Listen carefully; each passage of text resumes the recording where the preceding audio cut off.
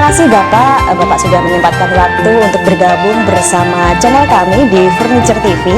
Kami ingin mengetahui dan juga seperti apa pendapat Bapak tentang sejarah mebel ya, yang bisa dipahami oleh kaum milenial sekarang ini. Bagaimana Pak? Iya, jadi ketika kita bicara Jepara, tentu ingatan kita Jepara adalah kota ukir, dan itu sudah dikenal di seluruh Indonesia kalau Jepara adalah kota ukir. Mengapa Jepara itu terkenal dengan ukirannya? Tentu tidak terlepas dari basis sejarah, basis historis seperti itu. Pada tahun 550-an di Jepara ada seorang tokoh yang namanya adalah Sungging Badardung. Dia adalah ayah angkat dari Raden atau Sultan Hadirin menurut sejarah lisan masyarakat. Kemudian dia berkontribusi terhadap perkembangan ukir Jepara karena ketika pada tahun 1559 di Jepara dibangun, tepatnya di Mantingan, dibangun Masjid Mantingan oleh Ratu Kalinyamat. Kemudian ketika membangun masjid itu membutuhkan ornamen-ornamen untuk menjadi penghias masjid. Ornamen-ornamen itu diduga yang membuat adalah Sungging Badardung.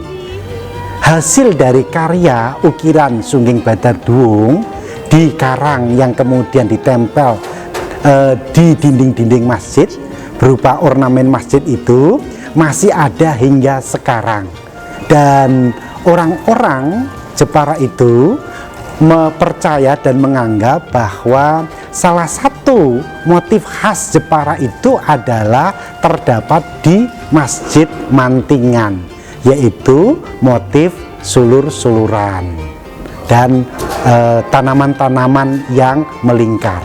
Baik Pak, untuk selanjutnya ini kalau kita lihat Jepara, bicara tentang mebel ini identik juga dengan ukir-ukiran Jepara yang ikonnya adalah kota ukir. Kira-kira motif ukir ini, kebanyakan para seniman ukir Jepara ini terinspirasi dari mana Pak, menurut Bapak?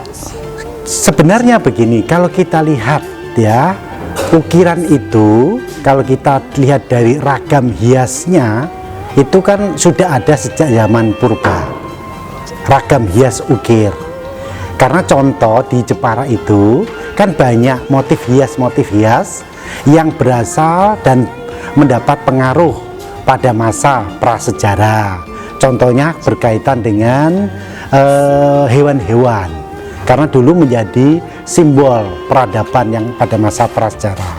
Lalu kemudian pada masa Majapahit juga ada motif hias ragam Majapahit. Ada juga motif hias Pajajaran, ada juga motif hias dari beberapa daerah yang lain. Sehingga dalam konteks ini tentu saja ya, bisa juga kalau kita lihat dari perjalanan ukiran di Jepara itu berasal ya, kalau kita merujuk pada Sungging Badardung itu dibawa oleh orang Cina. Sungging Badardung itu adalah ayah angkat dari Sultan Hadirin yang dibawa oleh Sultan Hadirin dari Cina, kemudian datang ke Jepara.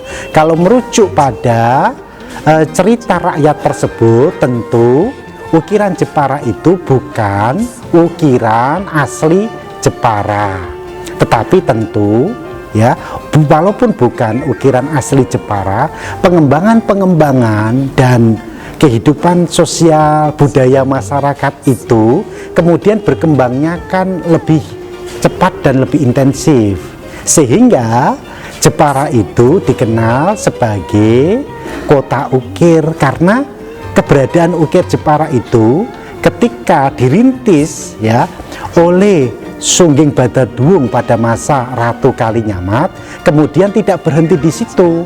Masyarakat berpartisipasi dan terlibat di dalam kegiatan ukir itu, bahkan sebagian masyarakat menjadikan ukir sebagai mata pencaharian mereka, sehingga ruh dan jiwa masyarakat Jepara itu tidak lepas dari kerajinan ukir. Karena dengan kerajinan ukir mereka itu bisa hidup, bisa sejahtera, bisa menghidupi keluarganya. Kalau saya mendengar apa yang Bapak sampaikan tadi, saya jadi tertarik berbicara tentang fakta dan data tentang motif ukiran Jepara. Ini seperti apa, Pak, menurut Bapak? Ya, ketika kita mengungkap tentang keberadaan atau eksistensi dari sebuah daerah, tentu kan berbasis pada data dan fakta.